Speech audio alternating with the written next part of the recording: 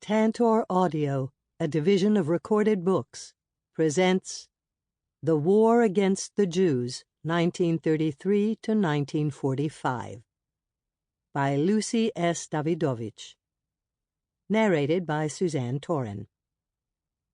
Publisher's note: in this audio edition, you will hear references to visual elements present in the print and e-book formats of the book. Introduction to the 10th Anniversary Edition. In the 10 years since this book first appeared, a vast number of books and articles about the murder of the European Jews have been published.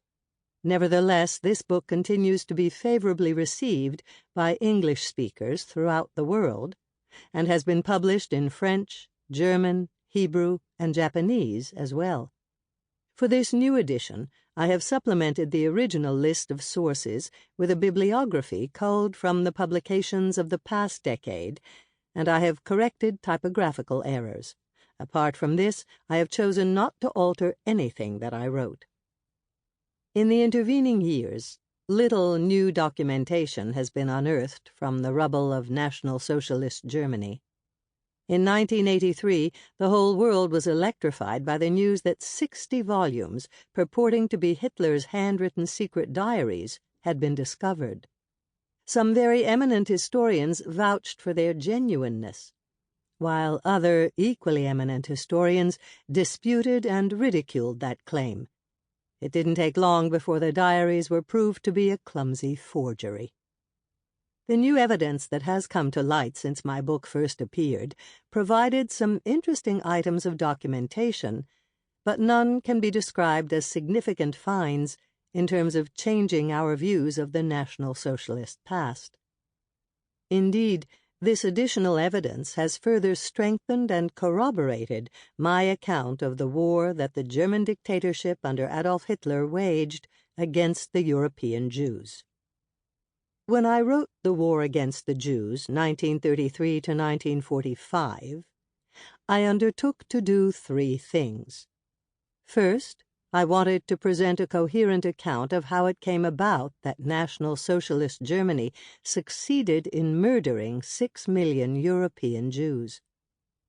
This is Part 1, The Final Solution. Next, I wished to show how the Jews, first in Germany proper and then in Eastern Europe, in Poland and Lithuania particularly, responded to the assault that was directed first against their rights, then against their livelihoods, and finally against their lives. This is Part 2, The Holocaust. Finally, I provided the appendix, The Fate of the Jews in Hitler's Europe, to give a concise, factual overview, country by country, of the murder of the European Jews. To lay the foundation for the historical account in the first part of the book, I began where this story must begin, with Hitler and with the irrational views of the Jews which shaped his mental universe. I tracked the development of Hitler's ideology from the start of his political career, examining his utterances on Jews as expressed in his speeches, articles, and books, until his final political testament, which he dictated just before his suicide. Next, in an attempt to explain how this uneducated fanatic emerged out of the German political landscape to become the Führer of the German nation, I offered a capsule history of German nationalism and of the racist anti-Semitism that first intruded into Germany's politics in the 1870s and soon became its most enduring staple. In time, the German people became habituated to the uninterrupted presence of anti-Semitism and came to accept it as a familiar element of their political discourse. The conventional anti-Semitism of those days, as it appeared in the planks of several political parties, advocated stripping the Jews of their newly gained political rights, barring them from public office, forbidding them to teach in Germany's schools and universities, excluding them from participation in the country's cultural and intellectual life, and restricting further Jewish migration into Germany. But Hitler, from his earliest days, preached a new and radical form of anti-Semitism, in ambiguous and esoteric language, calling for the removal or elimination of the Jews. To those who were not among the early insiders of the National Socialist Party, his anti-Semitic goals sounded unexceptional, indistinguishable from the conventional anti-Semitism to which most of them subscribed. In the years right after the First World War, many Germans could not reconcile themselves to their country's defeat. Blinded by nationalist arrogance, they could not concede even the possibility, let alone the grim reality, that Germany's resources had, in the end, been exhausted. These Germans had, in fact, become so deluded as to believe that their nation had been defeated only because of a stab in the back, a conspiratorial betrayal by Jews, in their eyes the arch-conspirators of history. It is no wonder, then, that these people were prepared to accept Adolf Hitler as their political leader. In the book's next 5 chapters, I undertook to describe, stage by stage, how the German government under Hitler and his National Socialist Party began to carry out, by all means available to them, law, more correctly pseudo-law, violence, terror, those ideas that Hitler had salvaged from the rubbish heap of German anti-Semitism and elaborated on, first in Mein Kampf, and then in his second book, unpublished during his lifetime. The closing chapter of Part 1 summed up the documentary evidence I had presented in the earlier chapters, setting forth my interpretation of how Hitler's fantastic idea to murder the European Jews came to be realized with deadly efficiency. It has been my view, now widely shared, that hatred of the Jews was Hitler's central and most compelling belief, and that it dominated his thoughts and his actions all his life. That obsession led him very early in his life to latch on to the mad notion that the solution to the Jewish problem could be achieved only by radical means, literally by eliminating, that is, murdering, the Jews. It became his fixed idea, one to which he remained steadfast all his life. From the start, the idea to murder the Jews was just an inchoate phantom inhabiting Hitler's mind, but after he came to power and began to carry out the blueprint for Germany that he had drafted in Mein Kampf, that idea began to develop in stages, synchronized with his other notions for the restoration of racial purity in the German people.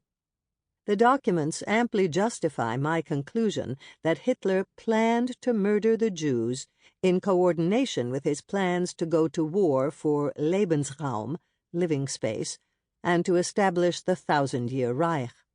The conventional war of conquest was to be waged parallel to, and was also to camouflage, the ideological war against the Jews. In the end, as the war hurtled to its disastrous finale, Hitler's relentless fanaticism in the racial ideological war ultimately cost him victory in the conventional war. In Part 2, The Holocaust, I described the Jewish response to National Socialist Germany's savage onslaught. I undertook to show how the Jews in the ghettos of Eastern Europe adapted the complex variety of institutions, traditional as well as modern and secular, that had been in place long before the war, to operate under the exigent conditions of German occupation.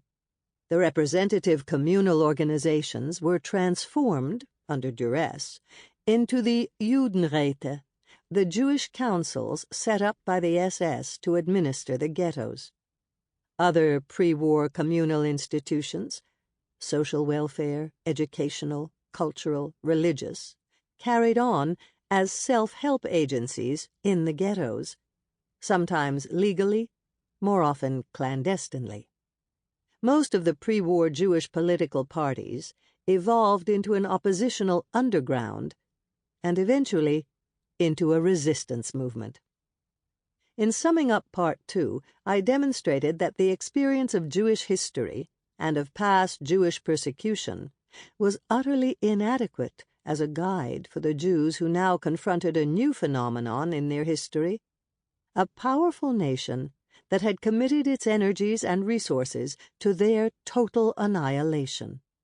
Furthermore, I wanted to explain how few were the resources the Jews could mobilize, and how much fewer still were the opportunities available to them in their doomed struggle against the power of National Socialist Germany. In the decades before this book was published, controversies about Jewish behavior under Nazi rule had generated a lively debate among scholars as well as the general public. One argument centered on the charge that the Judenräte collaborated with the Nazis. Another revolved around the accusation of Jewish passivity. These debates stimulated further research and eventually produced new scholarly works. Though the new scholarship was to some degree spurred by Jewish defensiveness, the more important works, for instance Isaiah Trunk's Judenrat, bore little trace of apologetics and were faultlessly objective. By the 1980s, these debates had all but disappeared from serious scholarly discussions.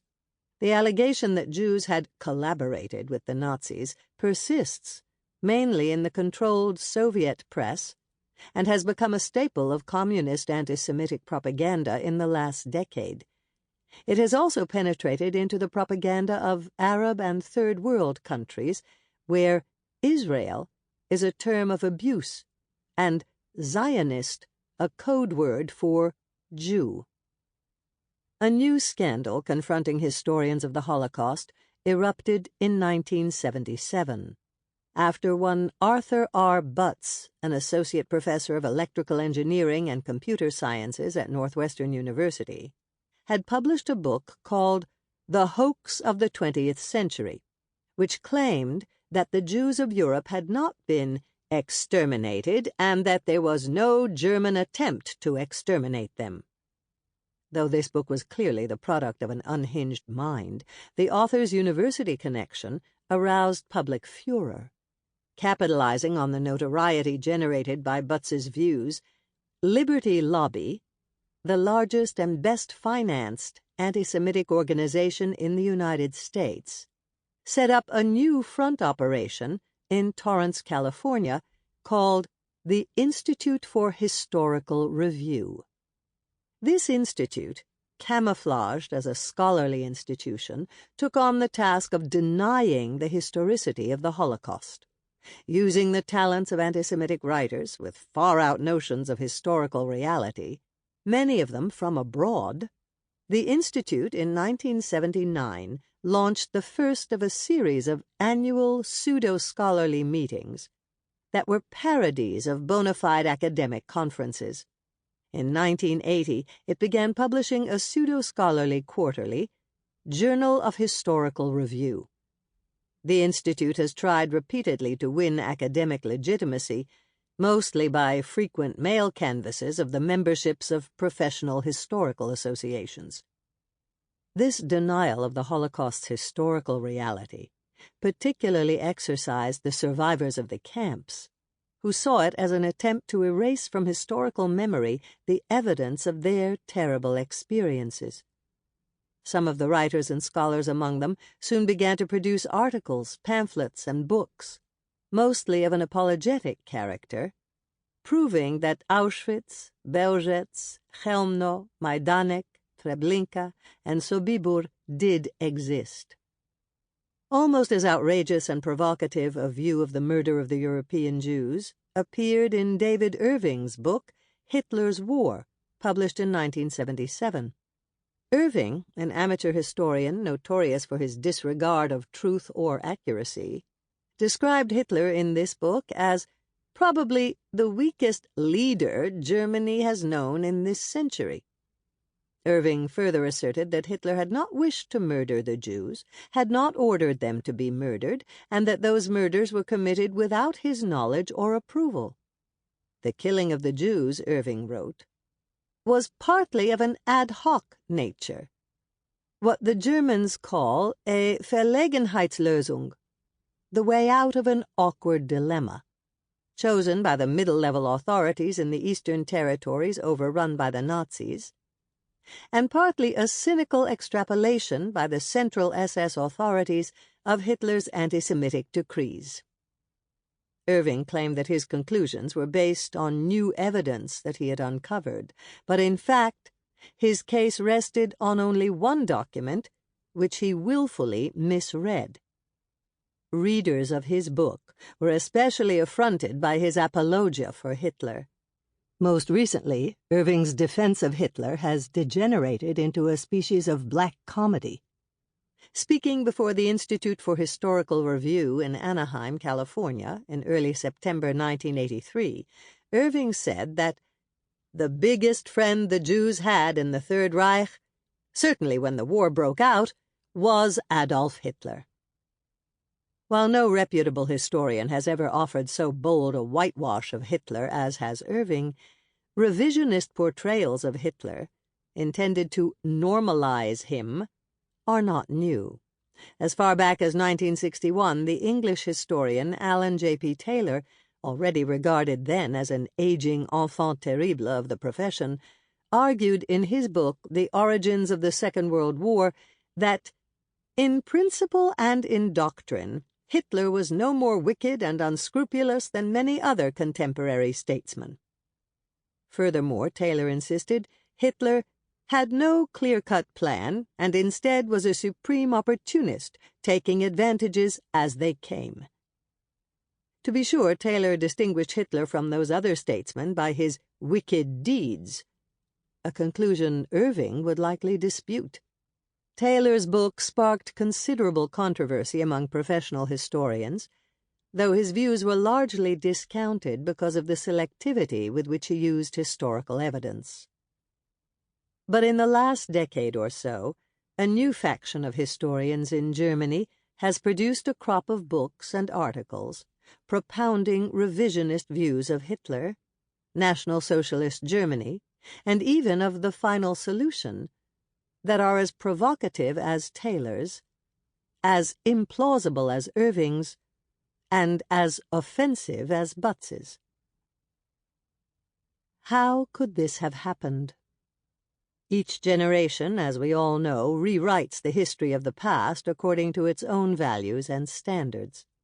But could it have been predicted that a group of historians would presume to sweep into the dustbin of history works that their colleagues had produced just a decade or so before? Yet this is what has been happening in German historical scholarship, and its effect is being felt elsewhere, too. After the collapse of National Socialist Germany, a new cohort of German historians came to maturity. Unlike the historians who had preceded them, they offered no apologia to explain Germany's adventure into National Socialism. In their vanguard was Fritz Fischer, whose book on Germany's war aims in the First World War attested to the continuity of German history from the Wilhelmine Empire down to the Nazi era. Because they integrated the National Socialist era into the long line of German history, these historians were labeled in their time as revisionists. They uncovered the sources of National Socialist ideas and ideology in the German past, and traced their evolution into the policies and practices of National Socialist Germany. They were the first to succeed in confronting Germany's terrible past and to delve unflinchingly into the record of its brutal politics and murderous racism.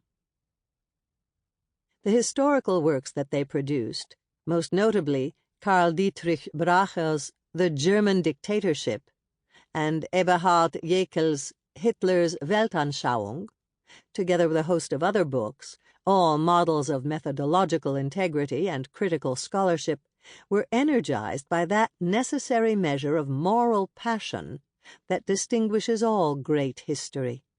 It seemed that these historians had erected a secure foundation for the history of the Hitler era. Then came the student riots of 1968 in Germany. The New Left politics that overwhelmed the universities soon radicalized students and faculty as well. A school of historians came to the fore who undertook to revise drastically the scholarship about the Nazi era that had been produced in the late 1950s and 1960s. Thus, they became known as neo-revisionists. Political differences have mainly accounted for the division between the two groups of historians, revisionists versus neo-revisionists, but the surface debate between them has been over historical method and interpretation, specifically about structuralism. It was an approach in vogue among those historians on the left who, having rejected the Marxist approach because its economic determinism and dogmatism on class conflict were too rigid, took on instead a more up-to-date version of social determinism. The neo-revisionists, impressed by theoretical ideas derived from the structuralist movement, undertook to interpret the National Socialist past by applying the concepts of system, structure, and function, which they borrowed from sociology and anthropology. Critics of structuralist theory, however, believe that the measures of system, structure, and function are too static to do justice to the dynamics of history.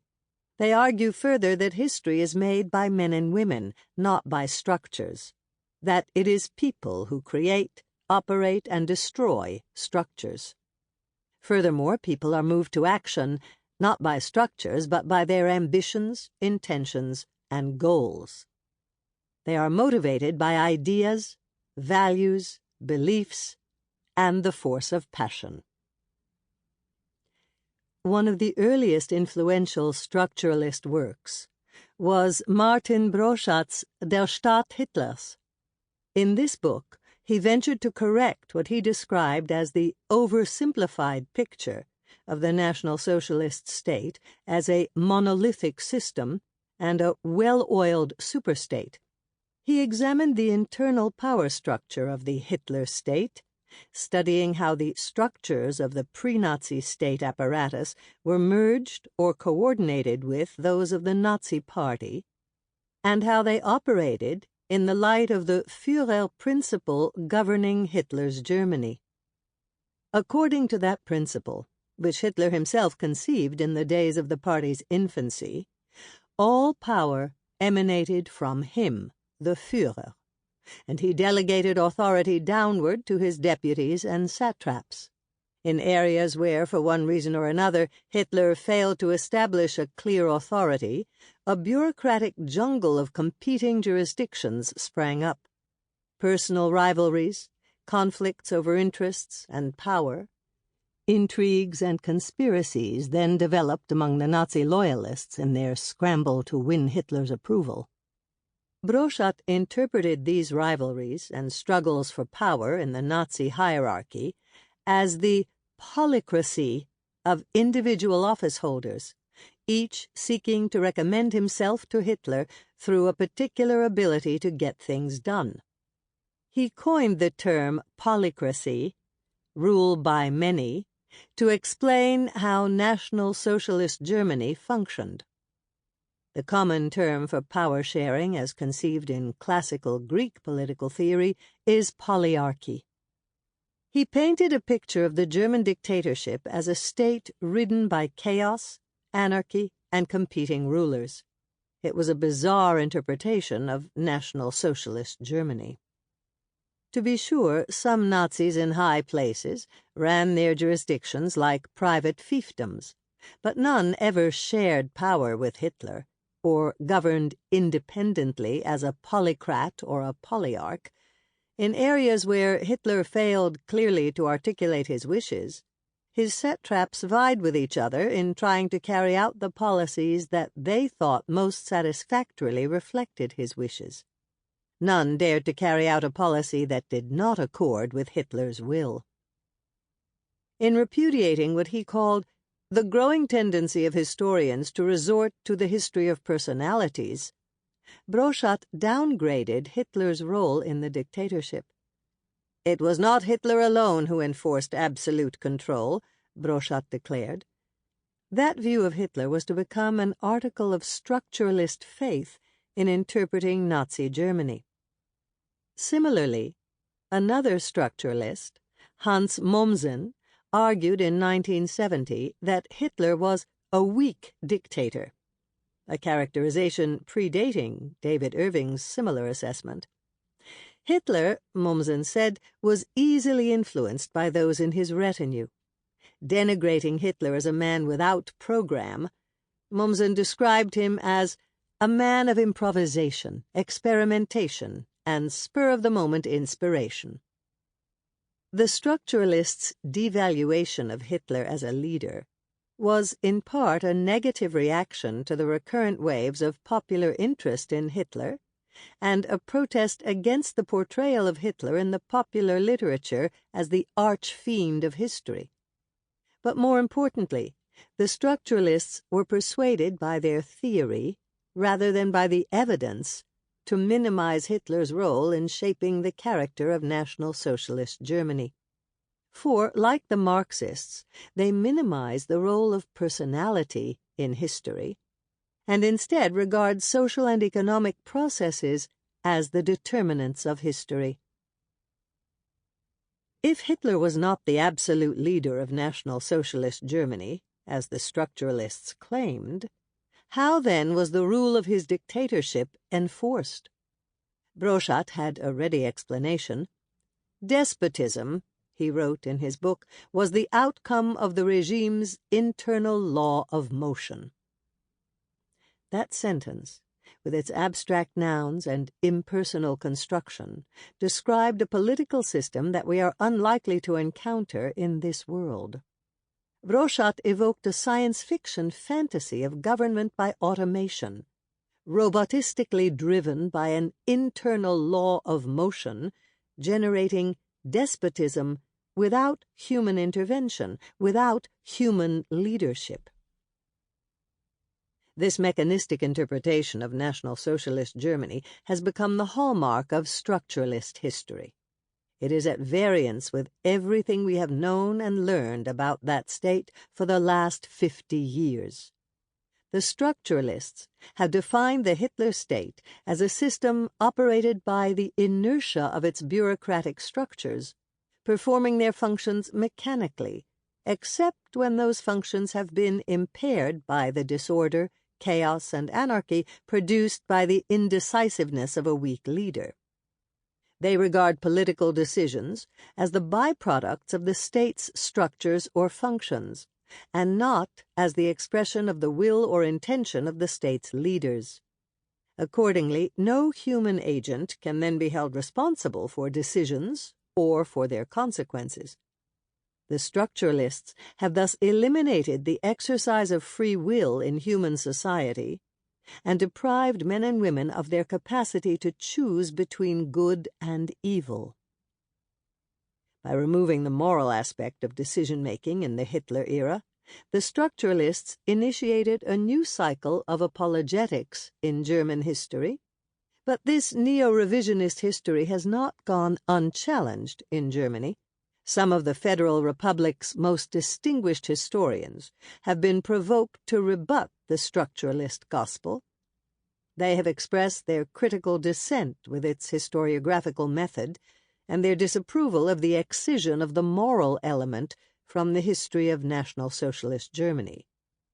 Karl Dietrich Bracher, one of the sharpest critics of the neo-revisionists, charged that they would like to leave behind the questions of Germany's guilt and responsibility in favor of an allegedly modern, realistic analysis, but in so doing they have fallen into the danger once again of underestimating and trivializing National Socialism. Not surprisingly, the structuralists advanced some bizarre interpretations also about the final solution of the Jewish question, the Nazi code name for the murder of the European Jews. Though their contributions to this field have been modest in quantity and in quality, their ideological fashionableness has ensured them a respectful hearing not otherwise warranted. the first work to apply structuralist. Sample complete. Ready to continue?